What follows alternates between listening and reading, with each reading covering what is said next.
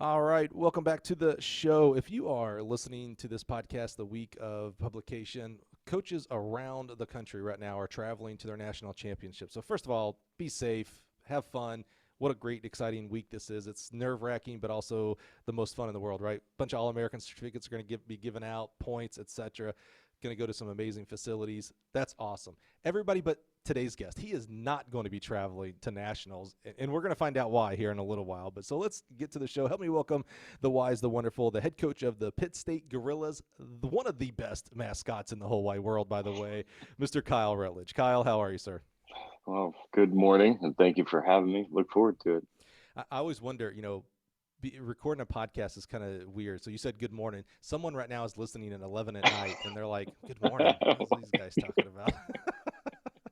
But I'm excited, man. Kyle, this is fun. I've known of you for quite a while, since you were an athlete, actually. Know your dad fairly well. And I was trying to figure out how to say about your dad, because at first I wanted to say I coached against your dad, but I'm like, oh, no, I didn't coach against him.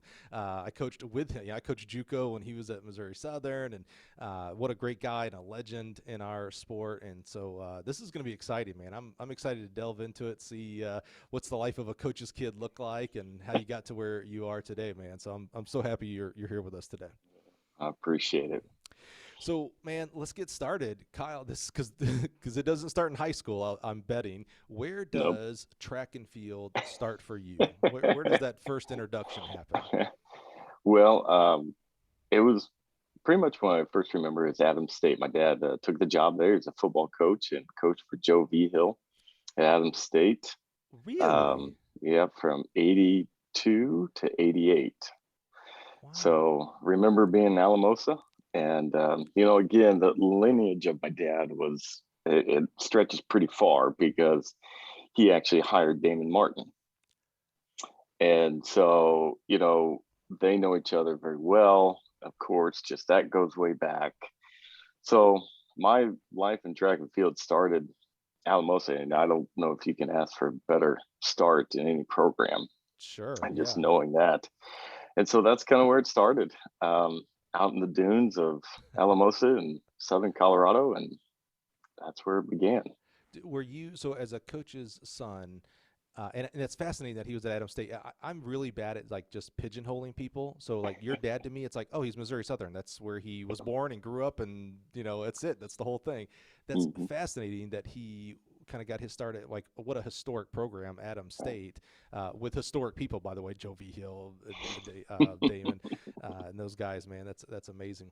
Were you as far back as you can remember? Were you always on the track with dad? Like, were you the kid doing sand castles in the sand pit? I mean, I don't remember that stuff, but you see pictures of it. Yeah, Hmm. I don't have a fond memory of it. I mean, it means it's just I see pictures of it, and it was a good time, and my parents did a great job of trying to balance being a coach's family and my mom trying to start an insurance agency Hmm. out there. So it was a good balance. They did a good job. Did you? Now, I bet I know your dad well enough that he didn't push you into track and field, but was it kind of a natural bend? And did Uh, you play any other sports like in high school? I did. I did football, baseball, basketball, and Oh did wow. track. I didn't start track and field, to be honest with you. Well, I guess I revert back. We would do some cross country runs. I did some runs early on in my career in elementary school when Hmm. we moved to Joplin. I remember Kelsey Classic. That was a fun run that I did multiple years. And then I kind of got into baseball pretty heavily. And then I didn't return to track till sophomore year in high school. Oh wow. What brought you back to track? Was it again? I Um, can't see dad saying, "Hey, you need to quit baseball." Well, he, as a father and to a son, you want them to appreciate what you do, just like anything. So he knew I kind of did my thing with running, and it kind of ran its course. I was kind of like, I'm not enjoying cross country. It was not I hear you. not I many hear you. people do. So anyway, so Bill Williams was his pole vault coach, and he really wanted to say, hey, why don't you try pole vault? Why don't you give that a go? I was like, I don't know. Anyway, so he fought me for a while, and then finally I said, sure, I'll go out one day and give it a go. And that's where it took off. And Bill Williams and Lindsey Bourne, of course, we all know her, a Mm-hmm. great pole vaulter in high school, was my teammate. And that's where it all started. And so kind of midway through my sophomore year, so I did baseball and did track my sophomore year Oh wow, at the same that's time. tough. Yeah. So I did that my sophomore and junior year. And then I stopped playing baseball because my senior year in football, I shattered my collarbone. So couldn't really throw a baseball very well. And then so I just said I'll stick to pole vault. So I love interviewing pole vaulters. First of all, because you're all crazy. I don't care. Even the sane ones are crazy.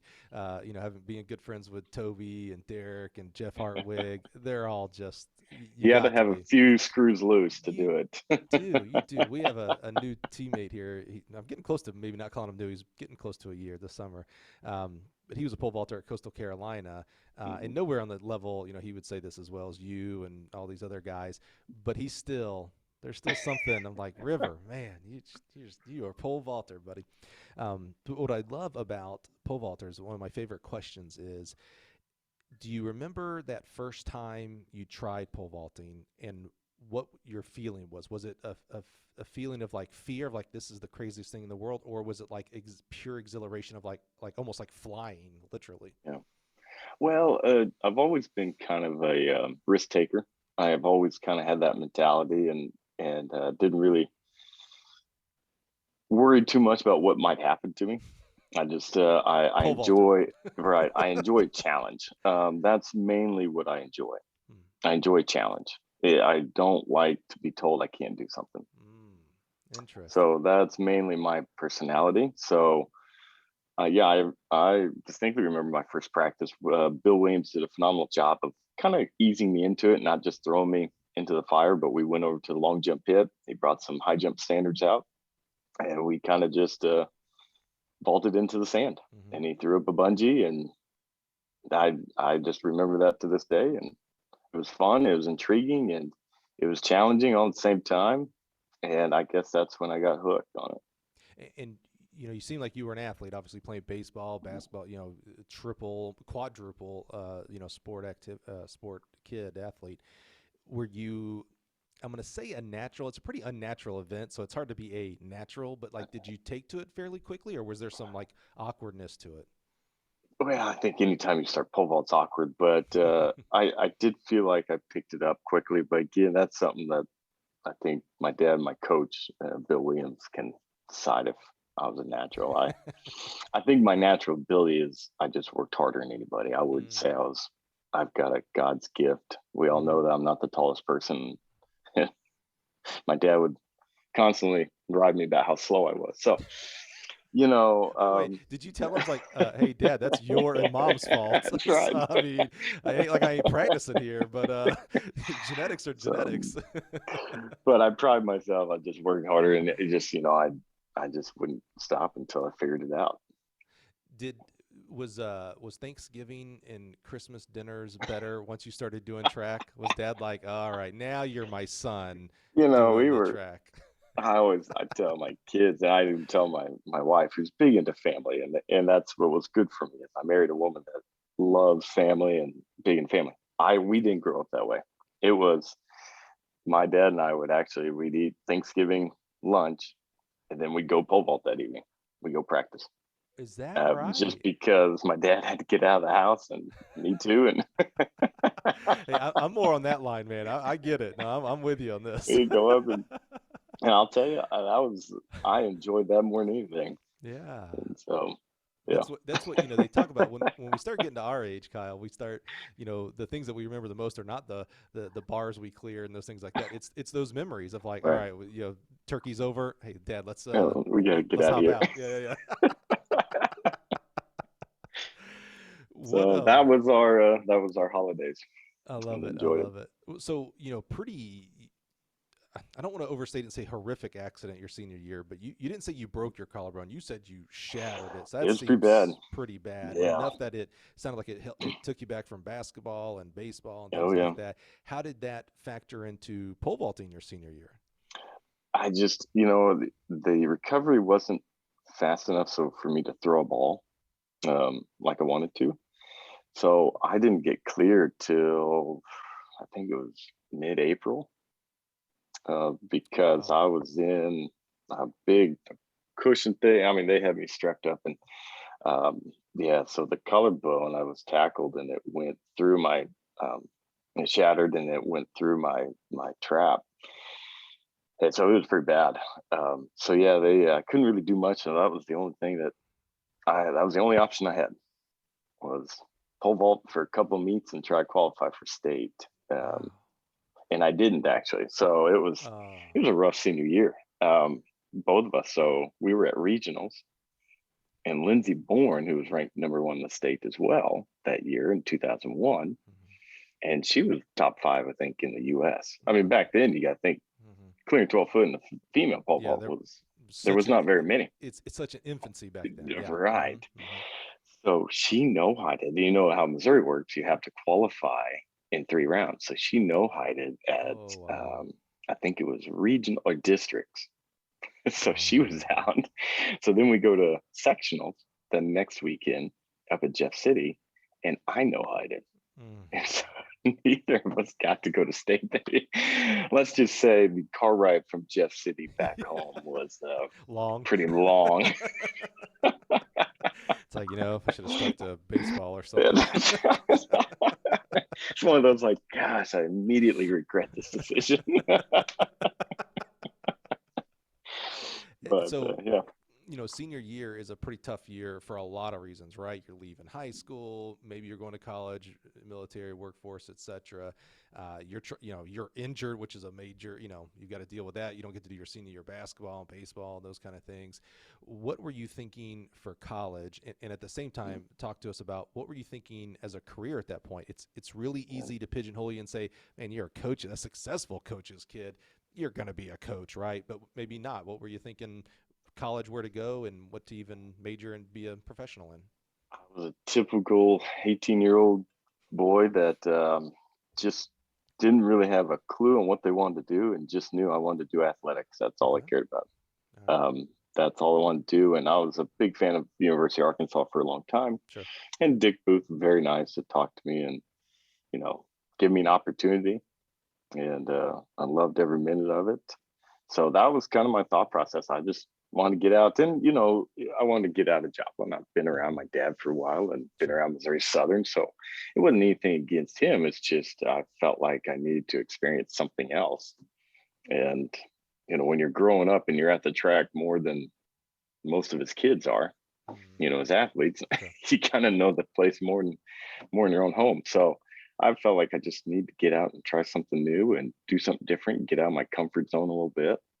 And And your dad and John McDonald, if I remember great right, were friends. great friends, right? Yeah. Okay. Yes, That's what I thought. I thought there was a great friends. huge connection, Right. like not just coaching peers, that there No, was like personal friendship in right. that realm. Yeah. They were. What was your thought on? You said you just wanted to do athletics. You just wanted to, at this point, pole vault.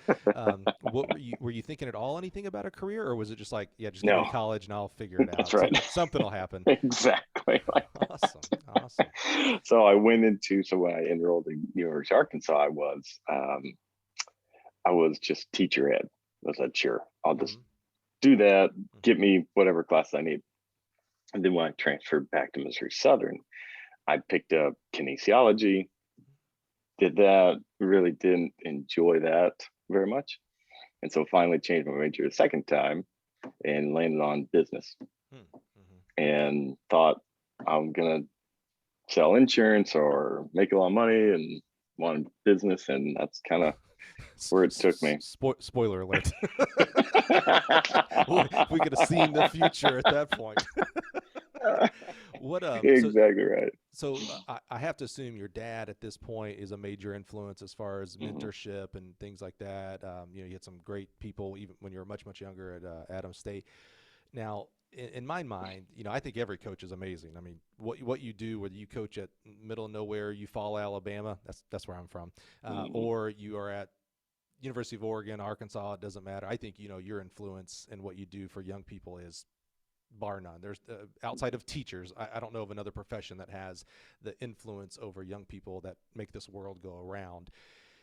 But there are certain coaches who are just they're just another notch, right? Bruce Right. Schexnayder comes to mind, who we had on the Hmm. podcast. Brooks Johnson, those kind of guys. Dick Booth is one of those people. Like, Yes. I mean, not only results wise, what he accomplished with his athletes, but his demeanor of Hmm. working with other coaches was, from my experience as a coach and coaching against him, is just phenomenal. What was it like for that year? Just were you able to understand who Dick Booth was? Now as a coach you can, but as an athlete, were you able to kind of understand, like, wow, I've got something special here in regards to a coach relationship? I mean, I think the world of Dick Booth. He is a phenomenal person.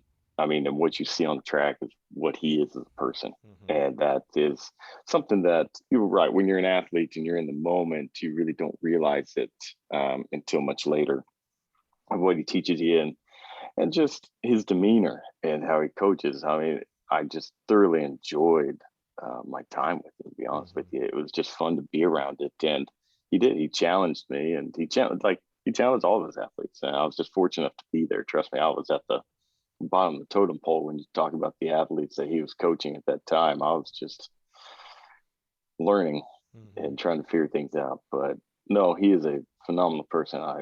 Some of his workouts we still use today Mm. in my training, and I still love it. I mean, his big sand workout, and then his after that, his hill sprints, we do that to this day. Oh wow. A- And a lot And of the stuff he's taught me. and while you weren't in his group, what influence did John McDonald as the head coach have, or did you even see and interact with him much? I'm Uh, not sure what his. Very little. Yeah, I yeah. mean, just his presence alone, you're like, yeah, it He, was he's a room stopper. It walks in, it's like, oh exactly. man, And he coach just, walked in. you're right. Your attention is drawn to him, Yeah, and the his stoic just presence that he yeah, has. It was yeah. So we never interacted much, but sure. you just every time you walked into a room, you wanted to listen, and Mm, it's kind of like the old saying, yeah, when E.F. Hutton spoke, everybody listened, yeah. and that See, was him. you're much smarter than me. I was like, I know that name. What did E.F. Hutton do? Was he a? Just very politically, my dad would always say that to you. Okay, see, there's the influence. There it is. Okay, good. um, You so I always it remind was you. good. Remember, I went to school in Alabama, man. We didn't study no E.F. Hutton and stuff like that. I don't know what we studied down there. Well, that's awesome. I love, Arkansas is historic, and it's historic because of its coaches, in my opinion. I know the athletic side, obviously, and that's who, runs the races and jumps the jumps to win the championships. But leadership to me is important and valuable. And so if you don't have those coaches, I don't think if a Dick Booth and a John McDonald and some of the other amazing coaches that have come through there don't come through there, Arkansas is not Arkansas. I'm sorry. Right. It's not. Sorry, Fayetteville is not that special of a place. Coming from as a former Mississippi State coach, I can say that with all honesty there. So you do a year there with Dick, and then you come. I don't say you come back home, but now you transfer to Missouri Southern. What led to that, and how did that process go at Missouri Southern for you? There was a lot of variables that went into it, and I did the Arkansas thing, loved it, nothing against it. I think if I would stay there, I would have loved it even more. But I felt like, with pole vault especially, and we all know that Arkansas was never a pole vault school, especially on the men's side. Right. Women's side, Yeah. completely Different. Yeah. different story. Brian. Yeah. And I just felt, and I was like, gosh, I'm not where I need to be. I feel like there's something more I can have and be better. And yeah, just transferred back home for other reasons as Mm-hmm. well. I did my time, and I also looked at, all those times my dad and I would go back and forth, especially with arguments and we're both stubborn, but I also missed having him around, and I just missed that Mm-hmm. relationship that we had. I Mm-hmm. think looking back at my time, I wouldn't trade that for a world, because so many times we miss our parents not being at the track meets or enjoying that experience. And I was very fortunate to say my dad was at every track meet, Mm-hmm. Mm-hmm. you know. Tell me So your dad made you walk on or give you a books only scholarship. I did not get a scholarship until my senior year. I knew it. I, I was ready and for it you to be was like, no, and I it had a was full ride. But I was like, I kind of know your dad a little bit. I knew it. No, and I knew it. I mean, here's the thing: there's a lot of kids that needed it more than I did. I didn't need it. I was very fortunate, and so there was other kids, but yeah, see, and he didn't give it to me until the start of my senior year. He goes, "Well, I've got some money left over. I'll give you." Almost begrudgingly, like, all right, Oh, I guess. he might. Yeah, he knew. You knew the demeanor in that meeting. You're lucky you're here. You're lucky you got one more year because I don't want to just tie this up for 2 years. So, and did Matt Campbell? He transferred to Missouri Southern, right? he did. Yeah, good. He Okay. was there 2 years. I was 3 years. Yeah, 3 so years with him. yeah. So I would think 3. Yeah, because I was thinking about Matt a lot as we were scheduling this, Kyle. I recruited Matt to Neosho County, and I honestly think that is one of the dumbest things I've ever done. Now, I'm so glad I did because, he went to Missouri Southern and, at least last I heard, that's where he met his wife, I believe, and he's got a great career and he's doing awesome. And the reason I say one of the dumbest things I did as a coach, because I let my ego get in the way of what was best for the athlete. So when I was recruiting Matt, I can barely spell pole vault, Kyle. So there was no reason for me to recruit any pole vaulters at Neosho. We didn't have the facilities for it. We certainly didn't have inventory for poles and the such.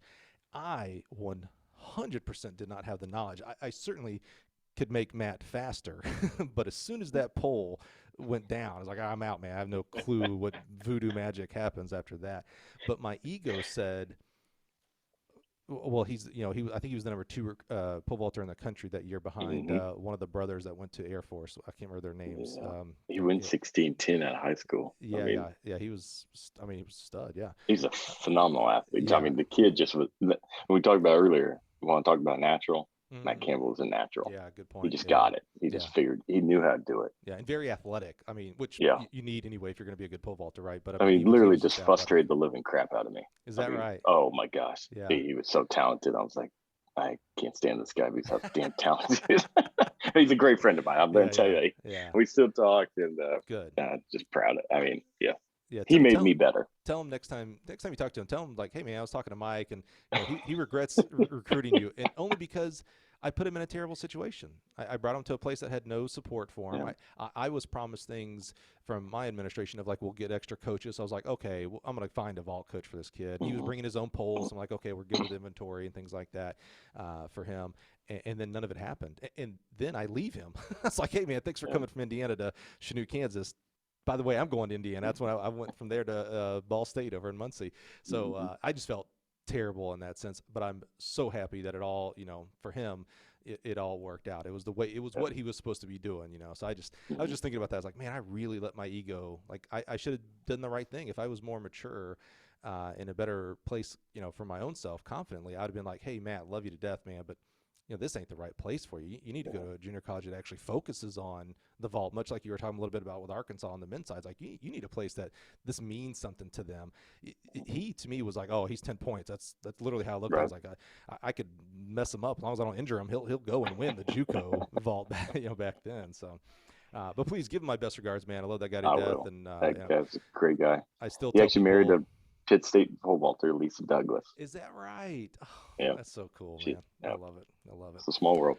Awesome. Okay, enough about me and my bad ego. So you go to Missouri Southern. You finally earn a scholarship. I'm so proud of you. Appreciate it. And you became a pretty good vaulter. You're going to nationals. Did you win the national title, or I know you placed high? Yeah, I kept getting second to Matt, unfortunately. Is that right? Yeah, we went. Yeah, tell me about it. So we were at Abilene, and we went 1, 2, 3 in the nation. Wow. That year, and then the next year, Matt and I went 1, 2. Of course, and Matt beat me by 1 miss. I missed my first attempt to the open bar. I was like, gosh dang, this guy, I cannot beat him. So when I said I shouldn't have recruited him, you were like, yeah, you shouldn't have. If you'd have gone somewhere else, I'd have felt a lot better. Hey, if you're going to get beat by a guy, make it a teammate, right? That's right. That's exactly right. For you. Yeah. That's awesome, man. I love it. Good group of guys. So where are you as you're going junior, senior year? You guys you're 1, 2, 3, which is amazing. Honestly, that's actually like a really cool, like that's the memory you'll remember forever. It's like, Oh, yeah, me and my 100%. teammates, top 3, baby. It was like another day of practice for us. That's so awesome. I love it. Where are you? You changed to a business major. Are you thinking at Mhm. all at coaching? Or are you still thinking you're going to go become some No, insurance salesman? so over the summer I worked as kind of help my mom's insurance. I started did that. And I was like, I cannot sit behind a desk. Mm-hmm. I cannot do this. So I went back, and again, typical with dad at Southern, they didn't have a master's program. So he gave me a stipend of $200 a month to be his assistant coach while I went to grad school and tried to train one more year as well, because I was starting to figure some things out in the pole vault. Mm-hmm. But I went to grad school at Missouri State in Springfield. Mm-hmm. So I would help coach, after I graduated, I'd help coach for my dad for 2 years. And I would drive to Springfield 3 nights a week after practice to go to night class and then try to help him recruit. And that taught me a lot. It taught me just, it, how to manage things, but, it just taught me how to work. And I enjoyed it. I was very fortunate to have Jacob Williams, Russell Ellis. Those two guys are just great pole vaulters, and Jake is just he was good for a young coach to work with because he's very knowledgeable. So I learned a lot more from him than he did from me. Mm-hmm. So I was very fortunate of having the athletes I did, and my dad guiding me and helping me out.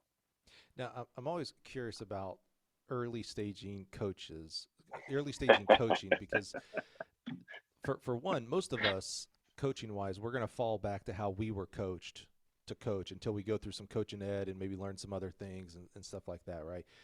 But you're fresh off of senior year. You're going to school somewhere else, so that's kind of a main focus is school. You still got to focus on that, right? You're still vaulting yourself. So were you coaching or were you practicing and helping people out? Do you Oh, I understand was that coaching. difference? Yeah, Okay, yep. yeah. So I would practice. My dad and I would practice in the morning. Okay. So we would practice about 9 o'clock usually. He'd let me vault, and then I would vault, and then I would start coaching. Usually I coach the high jumpers around usually around 11, and then I would coach the pole vault at 1, and then I started helping out kind of with the multis after that, and sprints. And but the pole vault and multi was my two main ones that I Okay. really started to dive into. No idea how to coach either of those Sure. or make workouts. And my dad, I asked him one day, I was like, well, how do I structure workouts? He goes, you'll figure it out. Okay. So probably not. I mean, he had his plate full Uh, of trying to do other things. So oh man, I look back at those workouts and they're terrible. Gosh, I was an idiot. But I think that's just how you learn. yeah, 100%. And, I have a lot of empathy for that. There's this. I'm huge into coaching education, so I am always mm-hmm, on board with people going to USATF, and now we have USTF CCCA and things like that. Altus. I mean, there's so many mm-hmm, great coaching education abilities out there. Individual coaches that do, Zoom training and things like that. Uh, and so sometimes that gets flipped with coaches who don't do those things, and it becomes like those are the bad people. And it's like, I have a lot of empathy for high school coaches and a kid. I mean, you're still a kid at that point in that situation, and your dad in that situation where it's like there's a lot of other things going on. It's mm-hmm. learning how to coach high jump is not everybody's number one top priority. Your dad's running a team, Yep. is still a dad and a husband and a son, and there's a lot of other things that are going on. So I have a ton of empathy for people in that situation where it's like, hey man, I would love to, I just don't, what am I going to do? And even back then, we're still not in any kind of heyday in regards to like YouTube and stuff like that. So it's not like you Oh could have no. just plugged away on YouTube. It's like, was there a book somewhere? I don't know, I um, bought more Cliff Rovelto yeah. DVDs and Right. books, and I bought more stuff than I mean, and then on my downtime, I was reading, I was Yeah. watching videos, I was taking notes. I mean, but I think that helps, and we get lost in that. I'm not going to get into my philosophy, but so many times I think coaches lose sight of like, how do I coach? Mm-hmm. What do I need to do? We're saying, well, this is what the book says. Well, right, I know what the book says, but Mm-hmm. take that knowledge and then make it your own. And I think we lose sight of that. I think every coach needs to find their niche, how they do it, and what worked for them with the knowledge they are given. And so I was just very fortunate to say, I'm just going to figure it out. And I think I sent Cliff Rovelto multiple emails to say, hey, you got anything for me? And he was probably getting annoyed with me, but I know him too well. He did not. He is so awesome. and so it helped me tremendous. And again, very fortunate of all those coaches that lent a hand of just giving me some information and to help guide me, because I still have logs of those workouts I would do. And I look back at them just to get a good laugh every now and then. You still keep the logs? Yeah, I have folders of, just because, I wanted to see back what I did back in the day. So did your dad where did you pick that up? Because that's not everybody. I was not a logger. I wish I would have, but where did that come just started from? writing all that stuff down and making workouts of the yearly planning stuff. And I just kind of kept it all written down in a folder. And now you look back and you're like, I'm sorry. I should not. I tell Jake Williams all the time, like, man, how did I not mess you up? Yeah. Well, I love your distinction about book learner, and I shouldn't say book, coach at edge people, but then also the real world of what your situation is and how you coach and what works for you. Because I think that's two divergent paths that a lot of people go on, and I think the really, really good ones, like the next step up coaches, are the ones that take both of those, like you said, and marry them together. Because you can't just do what you think looks good and feels good without having the science part of it backing you up. But you can't just go to the science part and think that a kid, an 18-year-old kid or a 20-year-old kid, is going to be what that picture is in the book. That we all have different backgrounds and athleticisms and lack of athleticisms, lack of experiences. So being able to marry those two up, that's where the real magic happens, right? And then you layer that with experience of different kids in different situations and different athletes. So that's a pretty astute observation. Of course, a coach's kid would come up with that observation. I love it.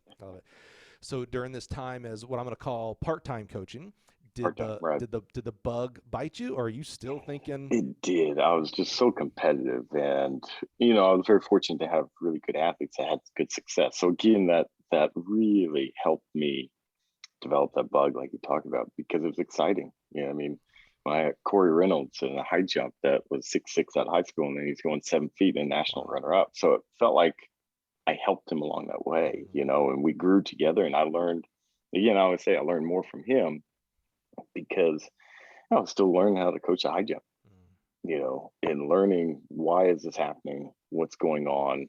How can we change it? And so he was very receptive. I was very fortunate to have athletes that, they just were happy somebody was coaching them. They didn't felt like, oh, he's not good enough. They were just appreciative to say, hey, he's trying to help me, and they were a sponge and they soaked it up. And then we were able to talk back and forth about what was going on. And they gave me feedback about what they're feeling. So it helped my development a lot in those areas. And you had great facilities there. I mean, actually, at that time, as I'll say, at that time, one of the top in the regions, and I don't know about the rest of D2, but I mean, when I was coaching at Neosho, we used to come over for meet, especially indoors, for sure. I went to Pitt State once for indoor, Kyle, and said I would never go again. I won't tell Russ that. I had no idea what a 160 track would do for the 200s and 400s, et cetera. And I was like, never again. So I love the actual kind of irony that Pitt State goes from this 160 meter track to a 300. Like, you didn't even go to the 200. You're like, F that. We're going to double it up, literally. So yeah. But loved going to over to Missouri Southern, because not only was the facility great and had everything, and it was great. Officials were awesome. Like, it was they were well run meets, man. I really did enjoy that. That's what helped me do what we're doing, now, is my dad took such pride in running a meet. I mean, right? Oh my gosh. I mean, if it didn't go, if we can go all the way back to when we started the Southern Stampede, and my dad did that, I mean, the pride they would take, he said, people are coming here for an experience. And he took that to heart. And so when he put on a meet, he was doing it for other people, and saying, they're coming here and they're coming to my house. They're going to have a great experience and they're going to enjoy themselves. So that kind of sat in with me. And then understanding how much really goes into hosting a meet and doing it right. I mean, those are a lot of things that helped me along my way and figure out. And, my dad just showed me work ethic, just there's no time clock. The Mm-hmm. job's done when the job's done. Mm-hmm. You know. Was your dad a farmer, or were his parents farmers? No, That's a very farmer his attitude in dad, that right? region. His dad. So he's from Arkadelphia, Arkansas. He went to Ouachita Baptist. So his dad was a lineman. His dad, my grandpa, he did fireman. He did a bunch of odd end jobs again just to make ends meet. Mm-hmm. And so his mom didn't work. So I think he learned that from his dad, and Mm-hmm. just being from Southern Arkansas, you just Mm-hmm. have that mentality. Yeah. You either did that or you starved. That's right. Literally was So the options there. and that's how I think it answered your question. That's where it came from. All right, so the bug bites you as you're doing this coaching. It's amazing that you're doing such a good job being thrown into the fire by yourself. Like if you didn't have that self drive, I'm not sure a kid goes from 6'6" to 7 feet. You know what I'm saying? Like you had to do a lot of reaching out to Cliff or Velto and things like that. Like that's like, thank goodness for those athletes. You at least did that part, right? So the bug bites you. What do you do next? I assume you finish the schooling, or what do you? I did. What's the next step? So that was very interesting. So I met my wife at track meet my senior year. She was actually a 400-meter runner at Pitt State. I ran for Russ Jewett. So yeah, so me and Matt Campbell both married Pitt State athletes. So very entertaining. That's funny, yeah. Small world, right? So anyway, so she was finishing up school my last year as a grad student, and she was going to physical therapy school at Rockhurst up in Kansas City. Yeah, very popular. So we got married because she finished up in December, and then she took that semester off before she started grad school. So we got married over spring break and did that. And so she was accepted into Rockhurst, and so we were moving up there. So I was looking for jobs, and this is a long story. So this is kind of where my coaching and where it taught me a lot about just life in general. So Shamika Berkeley just got the job at UMKC. Okay. She's a new coach there. Well, she offered me the job. I said, perfect. I'll, do that. It's right across the street from Rockhurst. Mm-hmm. So she offered me that job, and we had salary negotiations and all that stuff. Well, I never signed a contract. So we moved up there, signed a lease up at Zona Rosa area in North Kansas City. And we move up there, and I'm trying to get her to say, hey, I need to sign my contract before I really start working. I need to start paying rent. Mm-hmm. Yeah, sounds good. She emails me back, said, well, I need to interview 2 more people before I make that decision. I was like, oh. Yeah, I was like, that's that not part what had you already been done. I was like, that is not what you said. She was, yes, I'm sorry, but I have to do this. I was like, well, we need to talk. I was like, well, she goes, I won't be back in the office till July 5th. I was like, I'm going to AD. I need to figure out if I have a job or not. So we move up there. I'm sitting in the office on July 1st. I remember this probably to this day.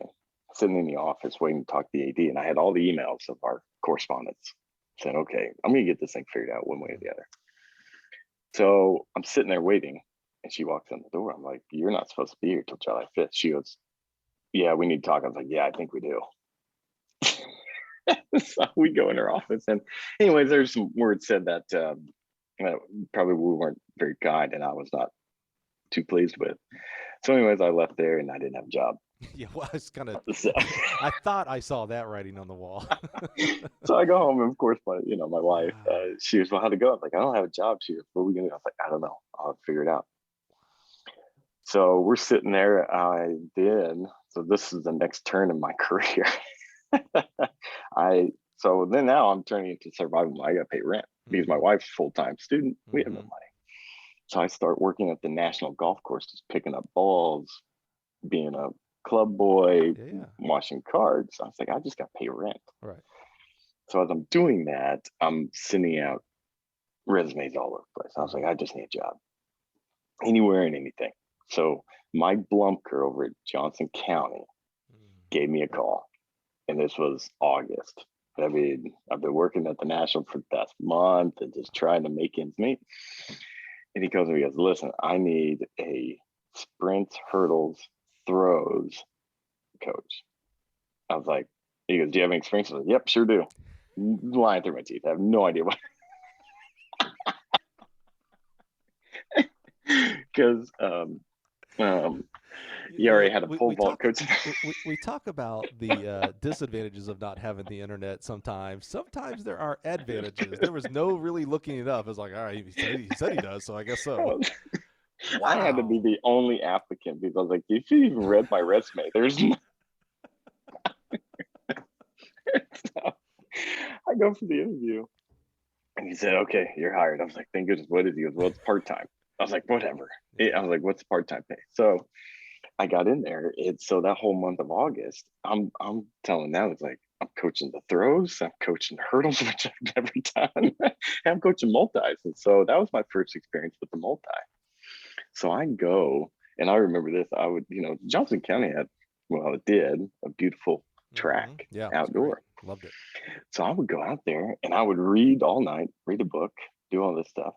And then I would go and teach myself how to throw the hammer and teach myself how to throw the discus and the javelin and do all those things. So I would read, I bought a little video camera, and I would put on a tripod, I'd video myself. I was like, oh my gosh, that was not it. But please tell me those videos still exist somewhere. I couldn't tell you. So I did that, and I teach myself how to do it. And it just, again, it taught me a lot. And I broke a couple of javelins because I was not throwing them. So, get out. So, I mean, sorry, no, sorry. There's so much I love and don't love about that story, right? I mean, because what's funny is when you talk about sprints, hurdles, and throws, as a former hurdle coach, and that's my, that's the best event there is, so it's my favorite. I feel like it's easier to, and don't take this the wrong way, fake your way through sprints and hurdles than it is the throws. Like in sprints or hurdles, if you just don't know anything, you can make them do 200-meter repeats and throw them over the hurdles. Let's get them in shape. Yeah, something's going to happen. Let's get in shape. Yeah. Throwing, and maybe it's just my complete, I love throws, and I used to go early for practice to watch hammer throwers because I think that is one of the neatest events in the whole. I love the hammer. Yeah, right. Absolutely love it. But I couldn't coach the throws. I couldn't coach myself out of a wet paper bag to coach the throw. I would have no idea. I was like, elbow in. I hear that a lot. Elbow in for the shot, right? But I'd have no idea. But so on one hand, it's like, man, Kyle, I can't believe you would do that. But then. So that's the part I maybe don't like. But the part that I love is this, and here's a reoccurring theme with you, Kyle. It's like, okay, I said I can do this, so I got to figure out how to do this. And you went and taught yourself video. I mean, going as far to videoing yourself, that is figure something out. Maybe that is, if you were to look for the definition of work ethic, maybe that's it. It's like, okay, no excuses. I got to figure this out for them and myself to give them a fighting chance and myself a fighting chance. That's kind of the good part. But wow. Man. It was fun. I enjoyed it. And, I had Jeff Woods, who to this day, good friend of mine. So he came and he was a discus thrower, very talented out of Lewisburg, Kansas. Actually, after he left Johnson County, he signed and threw javelin for University of Arkansas. Oh, wow. And so very fortunate to have him. Again, I've been fortunate to have great athletes that, again, were just good people that understood the situation. We're just happy that somebody was there trying to help. Yeah. Any pushback? No, he just any athlete that was like, hey, wait a minute, I came here to become a better thrower. Oh yeah, we there's, I'm not gonna name names. So yeah, we had a young lady that I remember getting my butt chewed from Mike Blunker because I kicked her off the team, and I had to go crawling back and invite her back on, just because it was a lot of just resentment and animosity and like, you don't know what you're doing. I was like, well, give me a chance. Give me a chance. I was like, you're not going to work harder than me at trying to figure this out. Yeah, that's sure. Yeah. But then the guys I had Robert Flagg, just good hearted kid that was just happy to be there. And then Jeff Woods was a very talented. So he went to Coffeyville to play quarterback out of Lewisburg, and then just transferred back because he wanted to do track. He was state champion in the discus and very talented thrower, just very talented young man. And I remember watching countless hours of video with him, and we were both learning, trying to figure it out. What's he doing? And we analyzed it to another thrower. And so it was good. It really taught me a lot. It also taught me that I did not want to do junior college. I was Mm-hmm. like, yes, it Mm-hmm. was just hard because I'm such a relationship kind of guy, meaning Mm-hmm. I love developing a relationship Right. with the athlete Right. of how do I coach you as a person first. Mm. And then just having that turnover in junior college, Yeah, it's tough. it 100%. is. Yeah, yeah. And there's some people do it and nothing. It just wasn't for me. Yeah, yeah. I could do it.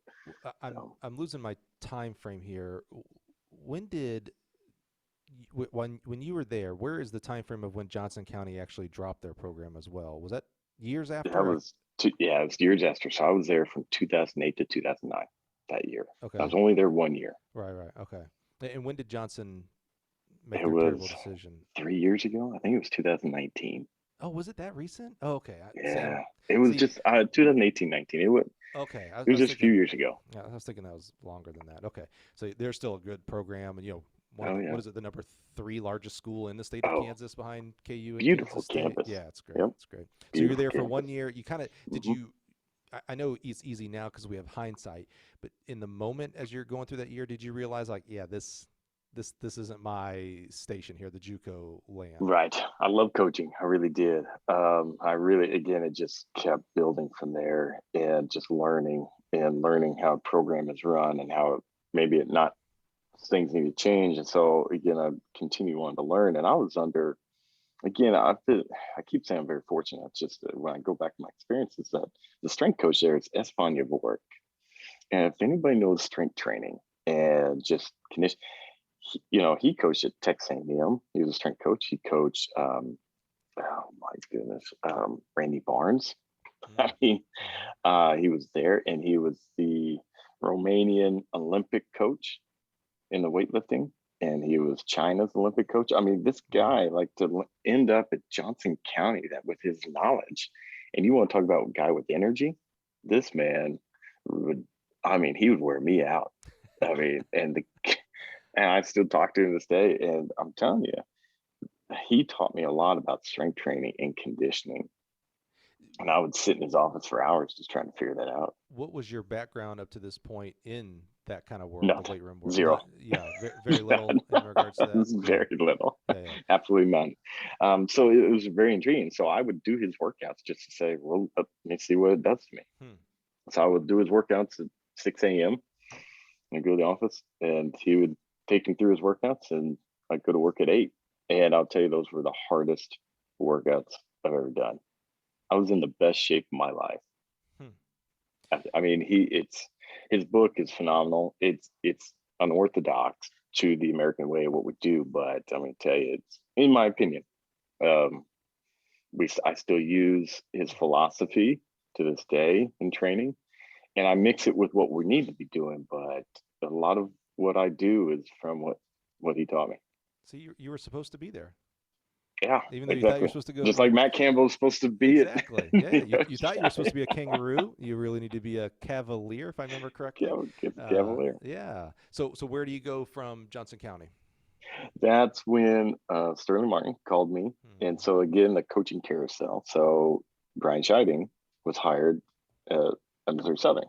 Well, Yeah. Scheiding was at Missouri S&T. Well, Sterling called That's me right. and said, "Hey, I got a job opening." I was like, "I'll take it."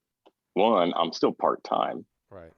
I have no benefits. My wife and I have no benefits, and Right. that was a whole nother story. During the summer, we kind of got ourselves in hot water that because of no benefits. But Mm-hmm.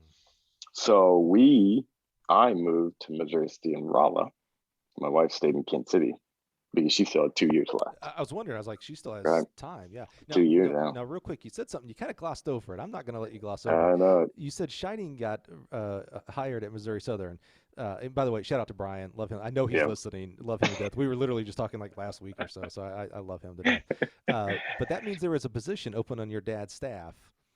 that's right. You didn't get hired. You didn't even No, talk about like you didn't even did you not even think about it or couldn't. Missouri has a nepotism law, okay. Okay. so he couldn't. Yeah, okay. That's a good And cover. That's a good I cover. tell you, That's why I didn't get hired but at some of the schools I didn't get to go to. I Okay. Well, think, that makes and it sense. was good. I'll tell you, and again, everything works out for a reason. Hmm. And yes, I was, and my dad was a little upset with it, and but I needed to branch out. I need to learn. I was still not Hmm. where I need to be. Hmm.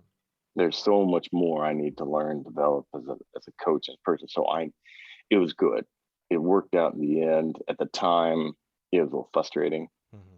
but that I needed to go learn more. Yeah, because there's comfort with that, right? I mean, it's like, oh, Right. that's home, and I know Right. every inch of every lane, so there's frustration there. But Mhm.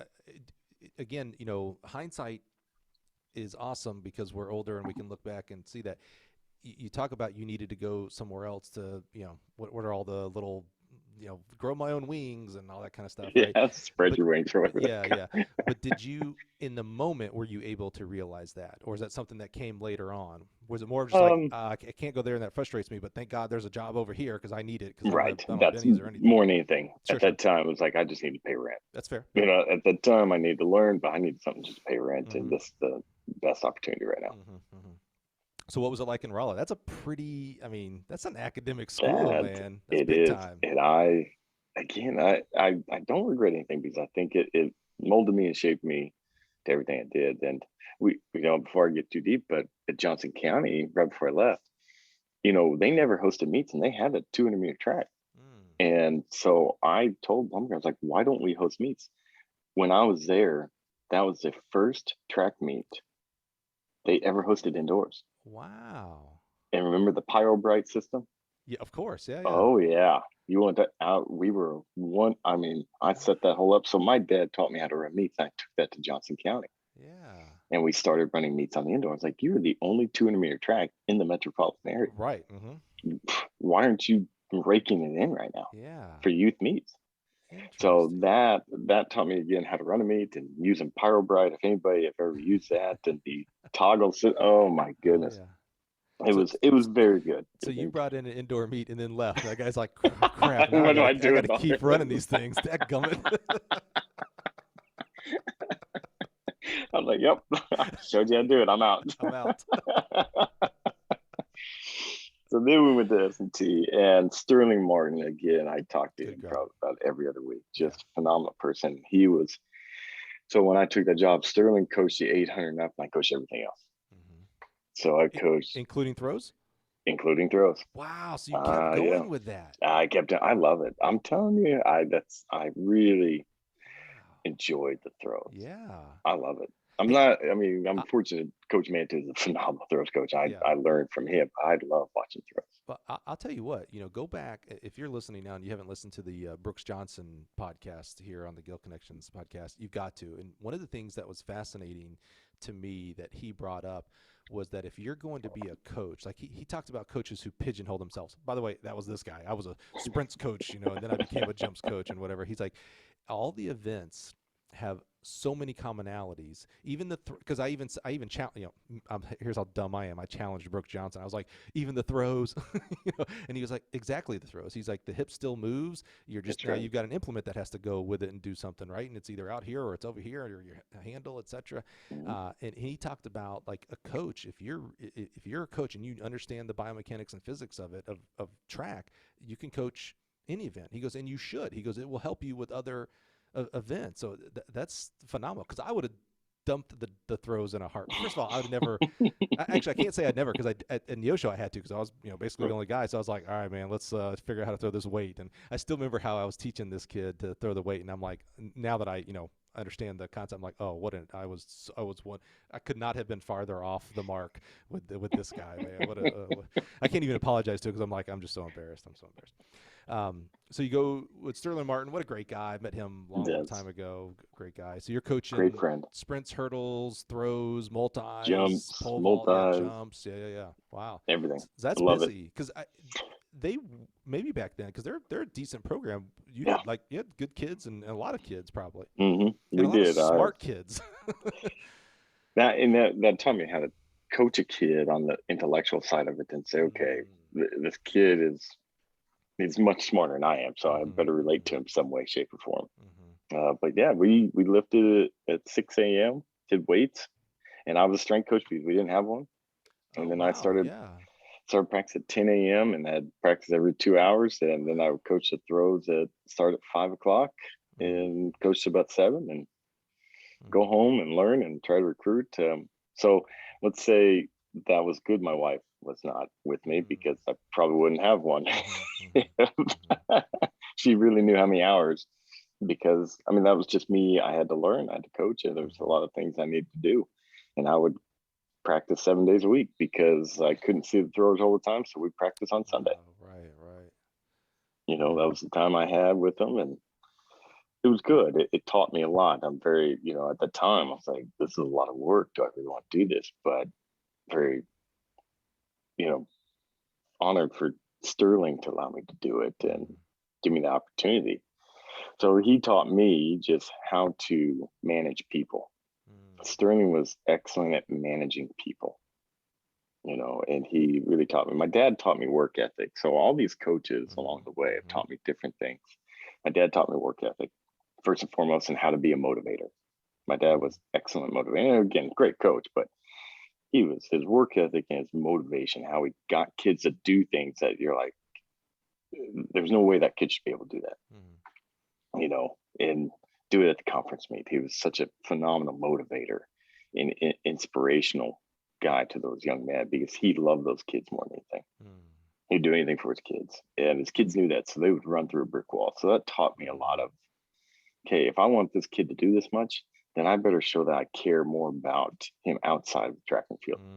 Yeah, yeah. That he's not just a thrower or a That's right. sprinter. That And he's that Tommy or Lisa or that's Johnny. right. Right. And so my dad taught me that. And then Sterling taught me how to manage people, how to, manage a program, but manage people more than anything. And so, then learning all the throws and all the jumps and learning how to do that. I mean, Terry Robinson, again, very fortunate, that great hurdler, All American 400 hurdler, taught me a lot about what workouts didn't work, what things did. And, you know, Hellwig, in the pole vault, multiple American. So I was very fortunate to have a lot of kids that, again, taught me the event, and I could try some things without fear of, I hope I don't mess them up too much. Mm-hmm. I was like, this workout didn't work, this did, and they were still able to overcome it. What were you doing at this point for coaching education? Were you doing any of the formal stuff, or were you still I talking and was videos and stuff like that? just, yeah, still reading, Yeah, yeah. still watching videos. I mean, at the time I just had my level one. Mm-hmm. Mm-hmm. I didn't have anything else, and it was just kind of, when I talked to, when I started coaching throws, I would call Tucker Woolsey over at Central. Mm. And again, great person, phenomenal throws coach. And so he just said, you read everything you can get your hands on. So what were you reading? There used to be Um, track technique and Track technique. I yeah. bought books. Oh my gosh, the Mm. amount of books that I would buy. Uh-huh. And my wife would say, why are you buying another book? I was like, I might pick up one thing. Yes, they're all the same Mm. essentially, but there might be one thing in there that I didn't see. Yeah. And so, yeah. And how was that? First of all, I love that you described about, you weightlifting in the morning, then, 10 o'clock, 2 o'clock, 5, 7 days a week. Um, like that's kind of the picturesque, that's the movie version of coaching. And sadly, that's the real version of coaching. But I absolutely hate it. Like it's one of the things I dislike about track coaching specifically, and not because I don't have the work ethic to do it. It's because it's not fair and it's not right. It's not fair and it's not right for you as a human who is a coach as a profession. It's also not fair for the kids. We need more coaches on our Mhm. staff, so we need to be able to hire more coaches. We have these caps on our coaches that are just ridiculous when you compare to the amount of athletes that we have, and then you compare Mhm. to equivalent sports such as football and basketball are the two most obvious, right? Football has Mhm. I don't know, they have a coach for every position. There's a right guard Oh, coach, a right yeah. tackle coach, a right tight end coach, and then basketball you've got like 15 kids and like 5 coach. Like the Oh, ratio yeah. is like 1 to 3. It's amazing. It's quite ridiculous. But so I love your work ethic there, but I dislike that you had to do it. I'd rather It you, was tough. yeah. Yeah, and then there was times I felt bad for kids, because if they had a class schedule and they said, "Well, I can practice here," well, now I've got two practices Mm-hmm. going on, and Mm-hmm. is it right to the group that can be here Right. to neglect them to go coach you? So it was a tough balance. And okay, do we need to rearrange your workouts Mm-hmm. to where? And so again, it taught me time management. It taught me organization skills, because you better be organized when you're coaching that many Yeah. events and that many people. Right. And so I would post workouts. I mean, I would write the entire weekly training on Sunday night for every event. Mm-hmm. I would post it, I would email it to them. So then they knew exactly when they needed to show up. There's no questions. So they would show up, they could warm up and be ready to go when I'm finishing up another group. So it just helped me with the organization. So let's talk about that. I told you how we kind of just go on tangents.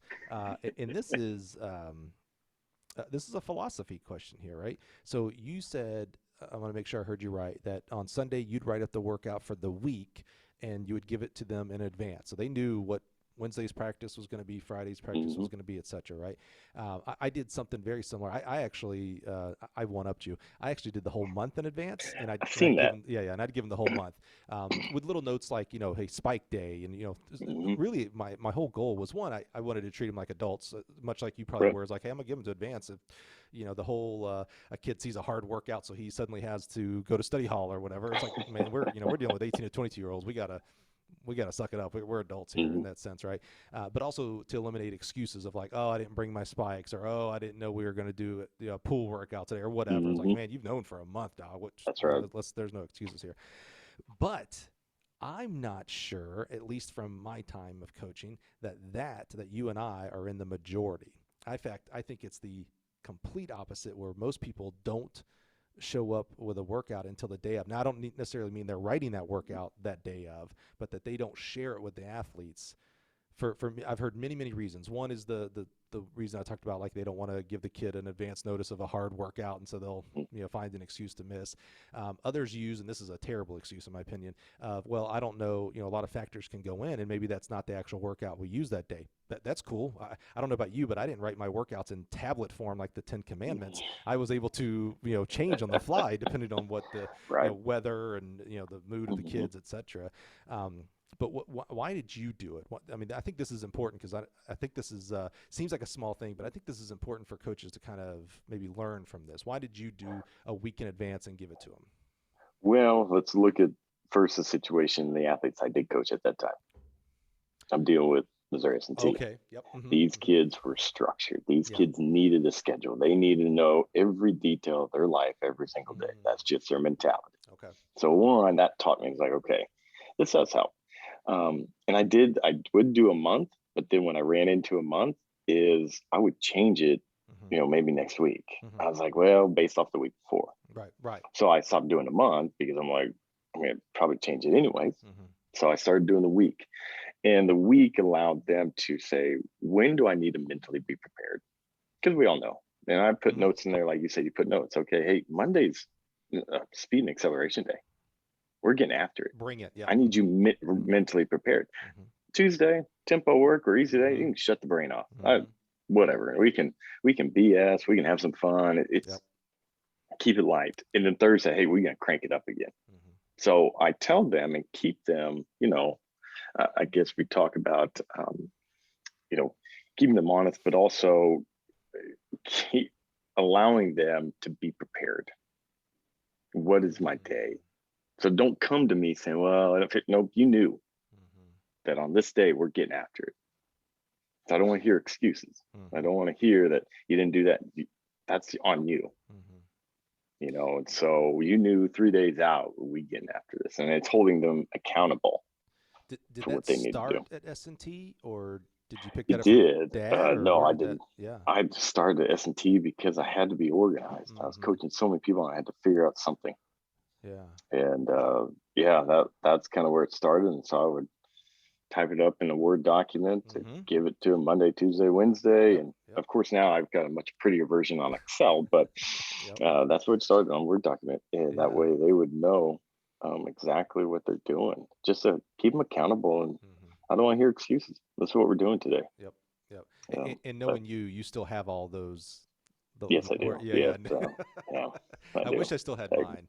I couldn't use them for anything. I wouldn't give it to anybody, because it's like, it's funny you said, at the kids you had at S&T, very structured and things. I was doing this at Mississippi State.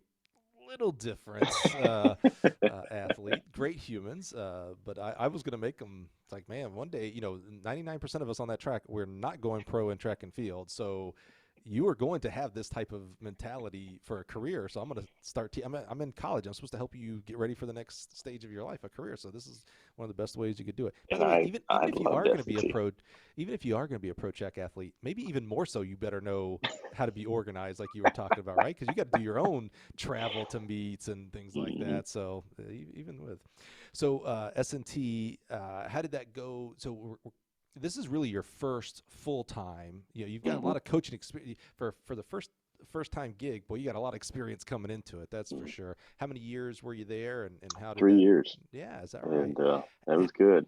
How did I know what I was going to ask you, and you can balk on this and say I don't want to talk about it.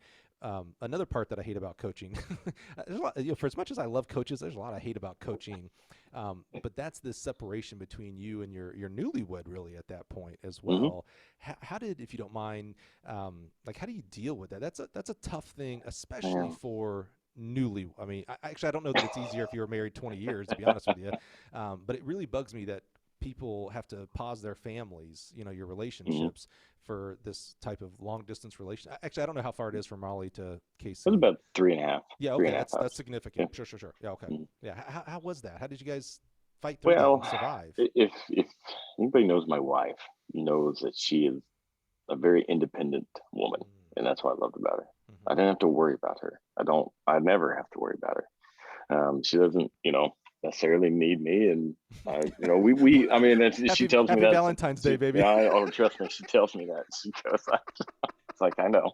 Trust me, I'm a very lucky man, and but that's what I love about her, and that's what keeps this train moving forward. To be honest Mm-hmm. with you, Mm-hmm. with the 3 kids that we got, and but that we understood that, and we knew I had to do this to help us in the long run, Mm-hmm. and we had to make it. And she was so ingrained in her schooling, doing all that. I mean, we didn't. I mean, we didn't just have time. Mm-hmm. We just had to do our career and just say, hey, we'll match up and we'll get back together eventually. But we Mm-hmm. got to make our path. You didn't have any of the kids during that We didn't time. have any kids. Nope. Okay, good. Yeah. That's Nope. that's huge and helpful as Yeah. well, especially as her being at school. I mean, Yep. I mean, there's women who do it, and God bless you, but that's just adds No. more And stress again, on you. that was such a big thing. So we would, when once January hit, I'll tell you, we knew I'll see you in spring break. And Mm-hmm. Mm-hmm. if you're able to get away a weekend, you can come down, but you're going to spend the weekend at a track. Yeah. Well, luckily she was a track athlete. My wife is not a track person, and so we go to track meets. I'm like, you're so bored. I know. I love you. Thank you for being here. It's a special sport. I know. And she, I but know. she loves it, and even to Yeah. this day, like we'll be. God, I'm not gonna get too far ahead, but she texts me in the middle of the meet. Says, "Why are you putting this person on 4x4?" I'm like, "Don't." Oh, I'm not. I love her to death, and it's entertaining. Oh wow. She is that involved in it. Oh man. So So you got very an fortunate. assistant coach right there, buddy. Oh yes, 100%. Wow. Love it. She'll Love tell it. me she Love it. was, and she we put I'm not gonna say names, but Yeah. somebody on 4x4. She goes, "I told you." I was like, "God damn." Well, they say wives are always right, man. You And they gotta, are. yeah. So I three think so. years at S&T. Where do we Mhm. go next, and why? Well, so there's another funny story, and I know we always run out of time, but so I knew, of course, Russ Jewett and my dad always knew each other from Mm-hmm. Missouri Southern Pitt State. So my second year after S&T, I got a call from Russ because they had a coaching change. And he called me, and I'll remember this day, it was 2 weeks before school started. He called me and said, "Hey, I got a job opening that just came up. I'd like to hire you. Can you start?" Yeah, I was like, "Gosh dang it, Russ." I was like, you know, it was one of those opportunities, but I'm such a loyal person. Mm-hmm. I turned it down. I turned it down. And he said I could do an emergency hire where I don't have to open it up because of the short notice. Mm-hmm. And I said, I turned it down because I couldn't do that to Sterling. I couldn't leave those kids 2 weeks. I was like, because Right. I know if I would have left, they wouldn't have got a quality coach. I'm not saying I was a quality coach, but they would have been scrambling. Sure. And so I turned it down. And he said, okay, well, if it's still open in May, then we'll have to open it up and go through the interview process. I'm like, I'm willing to do it, and run the risk of not having it, but I can't do that to Sterling. I can't do that to these kids and this team. It just wouldn't right. If it would have been June, sure, they would have had time to find a quality coach. So that was the interesting story in that. So then when May comes back around, the job opening at Pittsburg State came up, and I applied, went through the process, and very fortunate that Russ hired me, and been here ever since. Because Russ had been there for a long time, right? Oh my goodness, he started. I think I'd have to look like 88. Wow. I think it was 86. Well, he graduated from here, and he was GA, and then he was an assistant coach, and then women's coach. I think 86 he started as a head women's coach. Wow. And then 88 or something. I'll have to look back, but then he took over both after David Sinnerman retired. Okay. Wow, man. That's so amazing. Yeah, I mean, he just retired in 37 years. He's head coach. Can you believe that? That's or something like that. It's unbelievable. I've had this discussion before on the podcast, but we've talked about the coaches who have been at a place for a significant amount of time, and once you get past about 10 people, it's hard to start coming up with more people. Mm-hmm. You have the Amy Deems and Curtis Fries, and John McDonald was there for a long time, of course, but it gets like you start saying, oh yeah, what about short list? It's like 5 years. Like, oh, okay, well that's not all that long. Yeah, it's harder and harder these days, I think, for people to be there for a longer time. So you go to Pitt State as the assistant coach there. I'm going to go out on a limb. You did not coach everything from the 800 meter down. Maybe you had a more defined area now. I coached a pole vault, high jump, and multis. Okay. That was the only events I coached. And again, I told him, it's like, I want to coach the multis in every event because I wanted to I enjoyed the throws. I was like, I just wanted to still do that. I still love the hurdles. Again, I'm a track fan. I love every event. I still want to be engaged into all the events. So I did. I coached every single event with them, and we would go from one event to the next. And so, yeah, that was the only events I coached when I got here. So and I'd help out with the sprints, but you had a lot of free time. Comparatively. I would coach the high jump from 11 to 1, pole vault from about 1 to 3, and then my multis would be about 3 to 6 or whenever we got done that night. That's interesting about coaching all the events in the multis. I think that's the right way to go. If you have the skill set to do it, and maybe everybody does actually. Maybe that's what we're learning through your story is like you actually do have the skill set. It's just going to take time to learn it and put yourself in there. Maybe film yourself doing the event itself and watching that. Just please post that on Twitter if you do that, Coach. I just want to see that, please. But when I did my level 2 in combined events, that was a big theme of because you're talking a lot about training theory and how do you not just kill a kid and just fry him out because the sprint coach goes hard on Monday and then the throws coach goes hard on Tuesday and then the jumps coach goes hard on Wednesday. It's like, dude, hard equals injured. So it's important.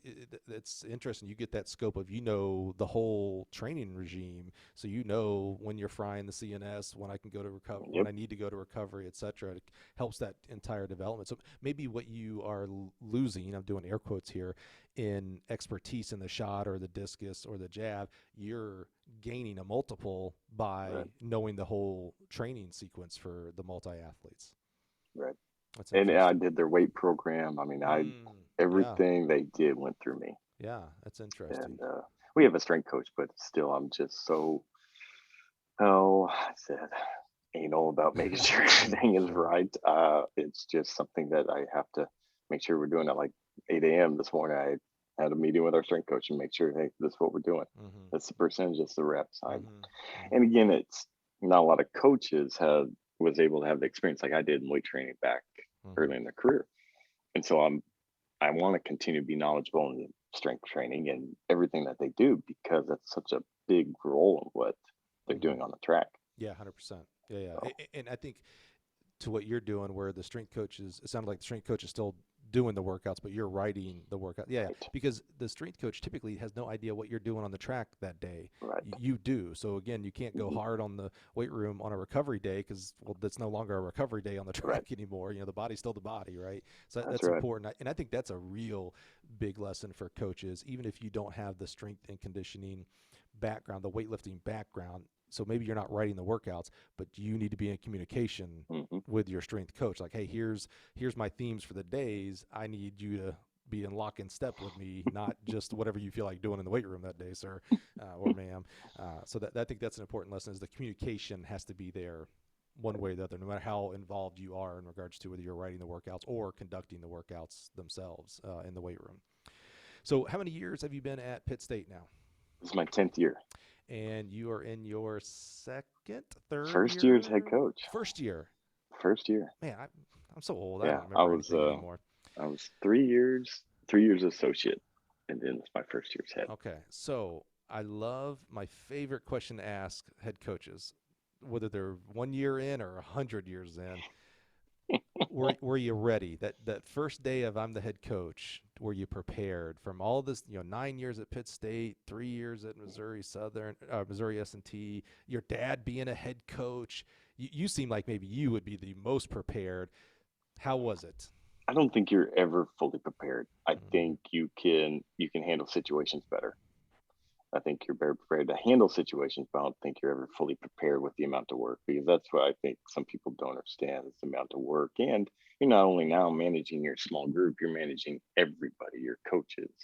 You got to deal with them maybe being happy or them struggling, and you have to help them along the way. And then, if you have young coaches, trying to guide them and be a mentor for them, along with 120 athletes that you're now trying to manage, and make sure that you develop personal relationships with each of them, because you just be like coach pole vault, multis and everything. I need to be engaged into the cross country. I need to know them. I need to know that they are still a big part of this program. So it's a lot more, but it's great. And I was very fortunate. Again, Coach Jewett is just a phenomenal head coach. I mean, I couldn't ask for a better series of coaches that I was able to learn under and grow under. Right. I mean, I've been very fortunate in my career, and Russ taught me how to run a program. And, so I have the motivational and the inspirational and the passion that my dad had.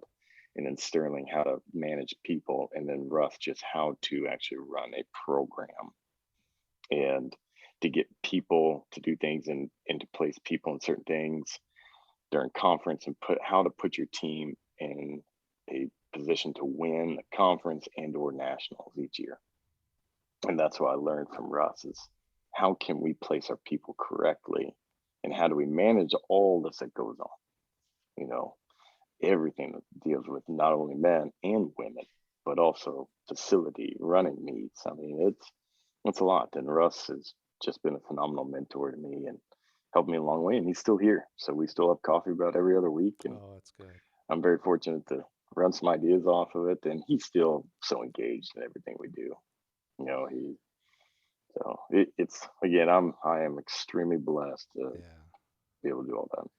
You mentioned you're big into, I don't want to say you're big into that, your philosophy, your way of living, not just coaching, is the people. So it's not just you're a javelin thrower. You are Tommy, who happens to throw a javelin for me. So you get to know them. How do you, how many kids do you have on the team? We're right at about 115, so, 100, so I don't know exact that's number. a lot. Yeah.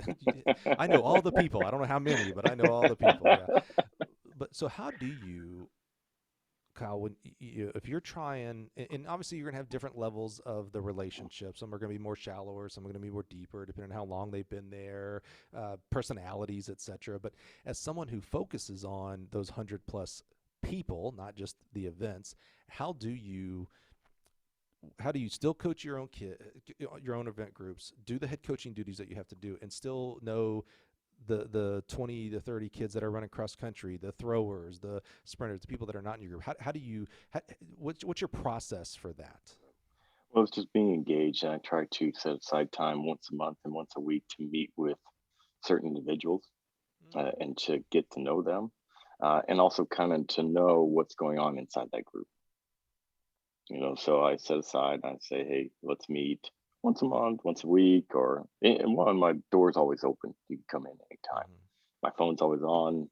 You can come to the house if you want. I mean, the kids got to know that, there is life outside of it. Yes, we have expectations of what we want done here, but there is also life outside, and how do we balance all of that? So, and I think when you're running a program, you need to know all the personalities that are on the team. Mm. And I think because, the old saying, everybody's got to be rowing the boat in the same direction, Mm-hmm. Mm-hmm. and so I need to have my hand in, and I need to know who's all on our ship here. Mm-hmm. How much more cognizant do you have to be for the event groups outside of your specific event groups, and maybe the ones that are really far away, meaning like multis and high jumpers and pole vaulters lend themselves to be the same group as the long jump and triple jump. Like, there's kind of the Mhm. same people, and sprinters are pretty close, but the distance people, that's a whole Right, different. I mean, they're training in whole different locales. right. Throwers as well.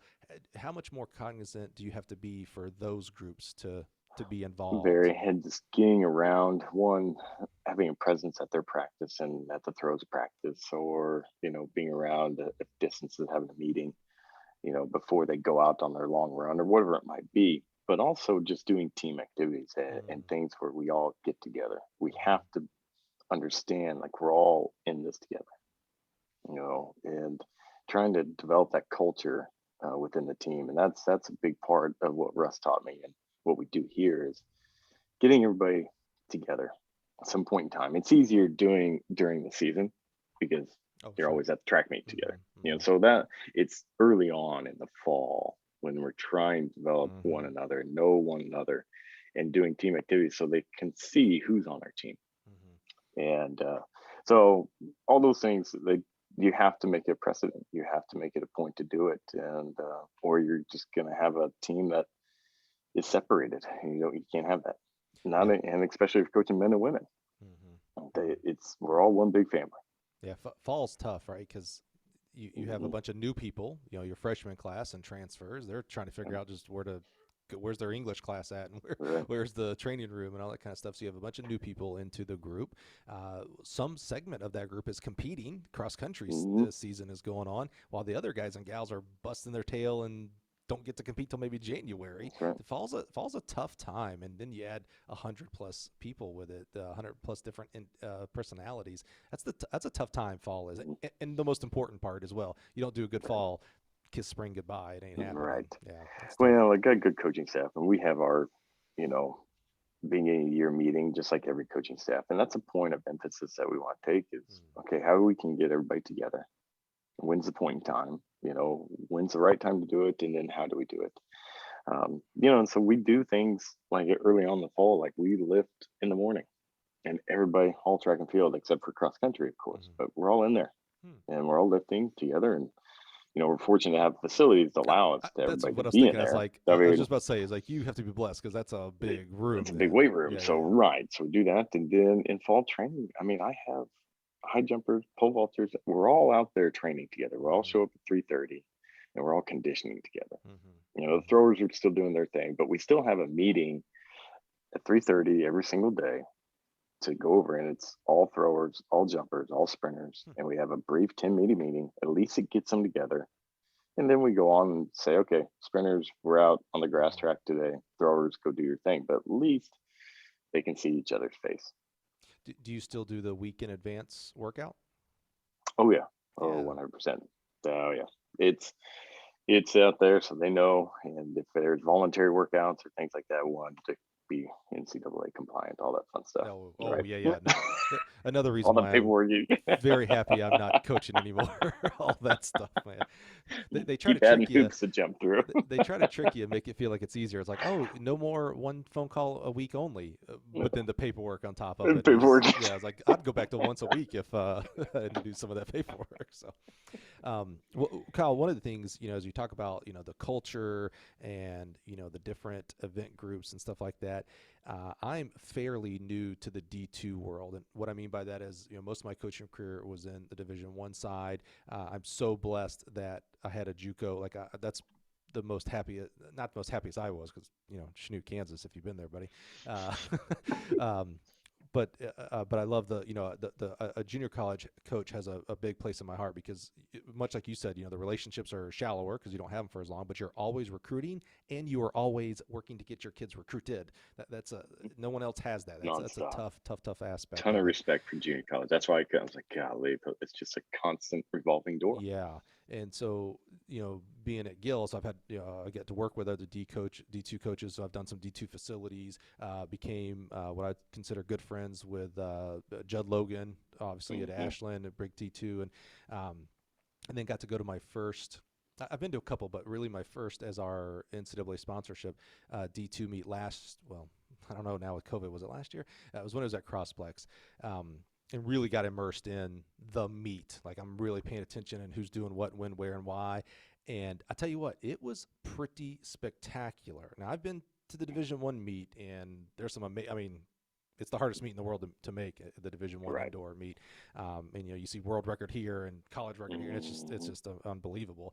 Insane. But that D2 meet, I don't know quite how to explain it. I don't want to say passion because certainly the D1 coaches had passion, and I'll go out on a limb and say D3 has passion. I know they do. But it was really unique, the D2 coaches, the programs, how they worked with each other and against each other, if that makes sense. Like it was really interesting as a guy who came through the D2 ranks as an athlete and the majority of your career has been in D2 coaching. What is it about D2 that's kind of different culture-wise? It has to be culture than say a D3, D1, etc. It's the relationships, and that's why I love it. It really is, because you say when you're at the meet, you saw how much passion it was. Well, the passion, yes, is winning and wanting to be successful, but the passion is how much time you actually spend with that kid and the relationship you develop with the kid and the coaches you're around. And I think that's why I love the MIAA. I mean, you're not going to, I will argue they're some of the best coaches in the country in the MIAA. I mean, when you're talking about Kip Jammer and Brian Scheiding and what those guys, and then, Victor Thomas over at Lincoln. I mean, these guys, they could do anything in any college. Phenomenal people and coaches, but the relationships they develop with those athletes. I mean, I always talk about Kip Jammer, like when you watch him from afar, I'm just intrigued at like his relationship with his kids and how he can coach them. And that's something I've always, when I'm around it, I can watch. I try to pick out, because he is a phenomenal person, but how he coaches his kids is outstanding. So anyways, back to your point is when you look at Division II, it's a passion and the relationships the coaches have developed with those kids. I mean, it's a one-on-one, and it goes much deeper than just the business side of it, of winning. I think sometimes in Division I, let's get lost. It's all about business. Do your job. Yeah. And there's some coaches that develop relationships. I know Travis Gephardt does a phenomenal job developing relationships with his, and there is some, but there's, Division II, you have to have that with your kids. Yeah. I don't think it's one's better than the other. It's just different, right? It And is. certainly there is a business aspect on the Division I side, but a lot of the same things you said there are on Division I, right? A relationship and trust and communication and things like that. But like I say, D2. It was just different, and I'm so excited. I'm going again this year, so I'm just super excited, man. It was awesome. But I just wanted to touch on that because as someone who's majority of their career and your dad being Division II, like it's different and not necessarily better. It's just different. So I just wanted to explore that just a little bit. Well, as we wrap up today, Kyle, early when I did the introduction, I said, every coach right now during this week of March 7th is traveling to their national championships. Division III is at the great fast track, JDL track in North Carolina. Division I is at my favorite because it's my home state, Crossplex down in Alabama. You're not traveling, but you're going to be there for multiple roles, coaching. I don't know if you're the meet director. We're going to explore that. But you are actually, for, I don't know, at least the second time that I'm aware of, hosting the Division II Indoor National Championships at this amazing 300-meter track at Pittsburg. Talk to me about what's it like being the host school and the host track for I mean, it's a big meet, Big Daddy. That's the Yeah. Division II Nationals. So what's that like? What's your role as the head coach at Pitt State? Do you have to do stuff, or do you get to just coach? Talk to us a little bit about that. Right. Well, it's an honor. I mean, yes, we'd love to go to maybe Boston but it's an honor for myself to host at the school, the university, the county, the town. I mean, and our county and the town get so behind it. I mean, they love it. They love having it here, and they'll come out and they watch it, and we're very blessed to have that following. So that's why it's special, because they love it. This is as much as it is a football town, but we're growing as a track town too, Awesome. and it's fun. So it's just an honor, and it's fun. I love it, and it's good for our kids because they have pride, and this is our track. They're coming to our house, and we got to put on a good show. And so with that being said, there is a lot of work. Like you saw, we don't have a lot of the staffing like you should.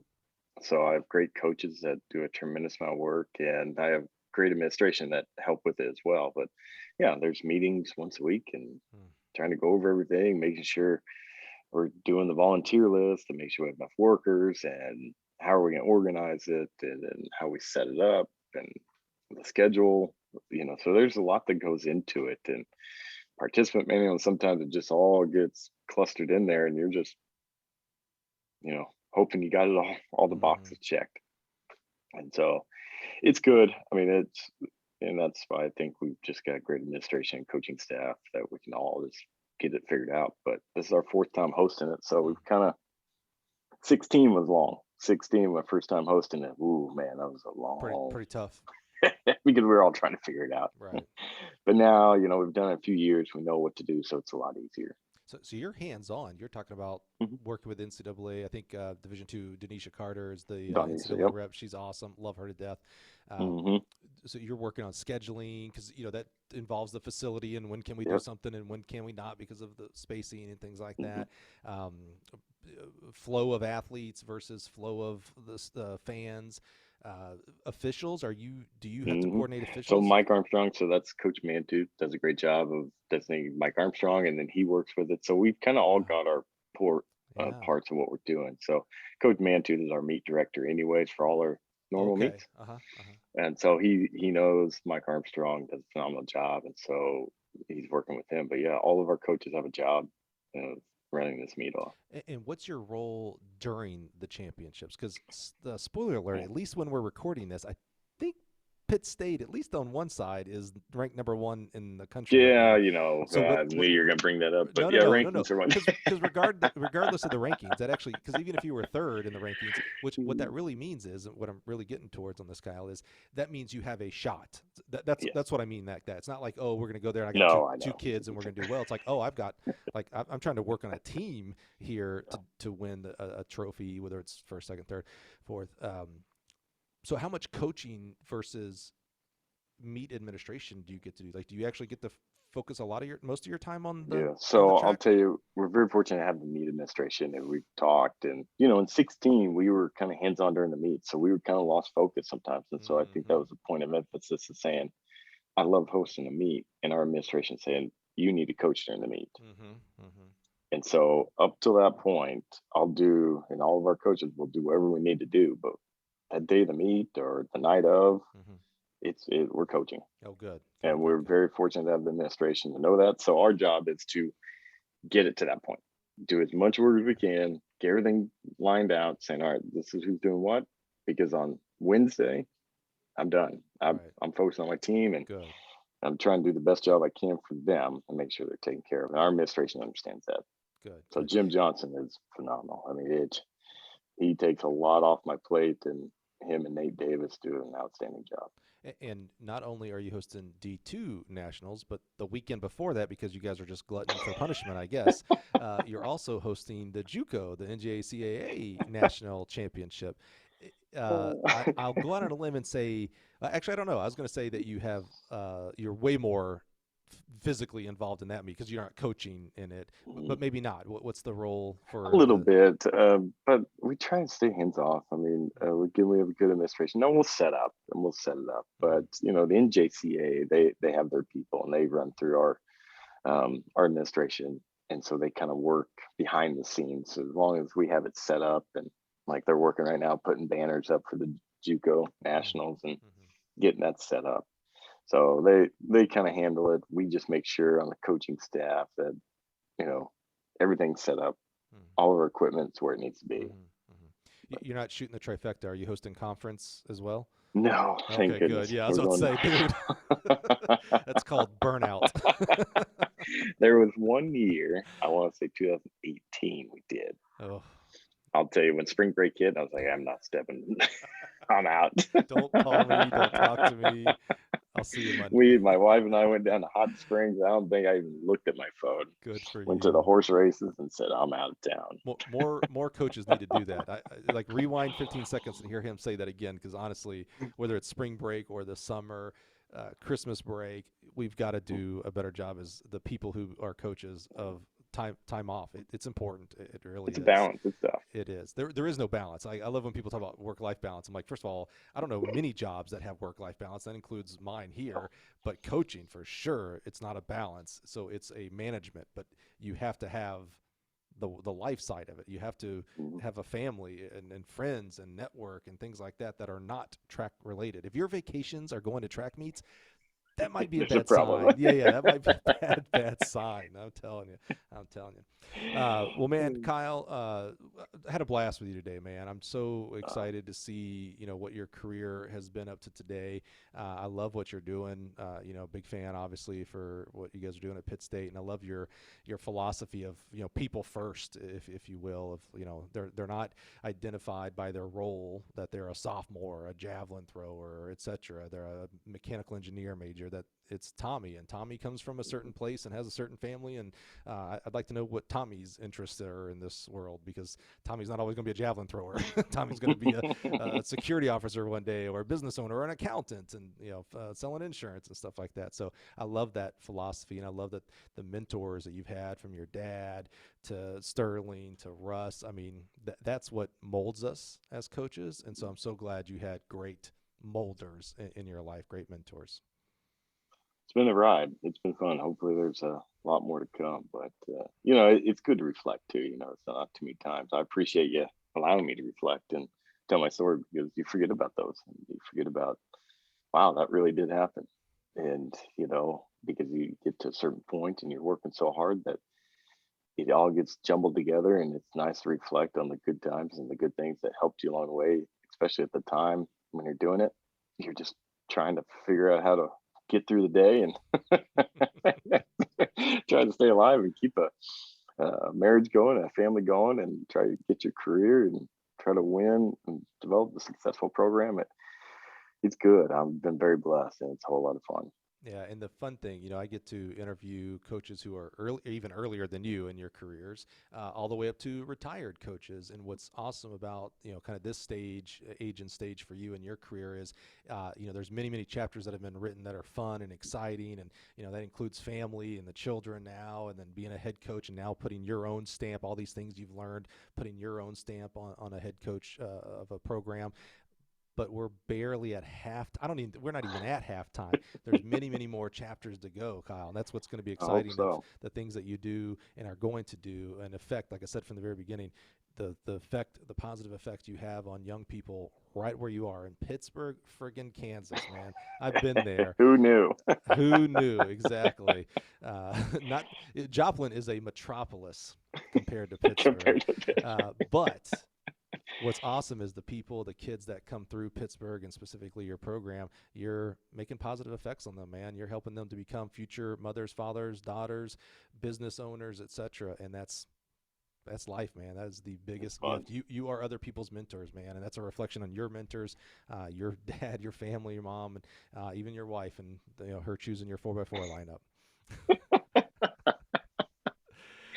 It all comes together, but again, it's a blast, and it's always good to sometimes sit back and appreciate it and have fun with it and enjoy the moments, the little ones.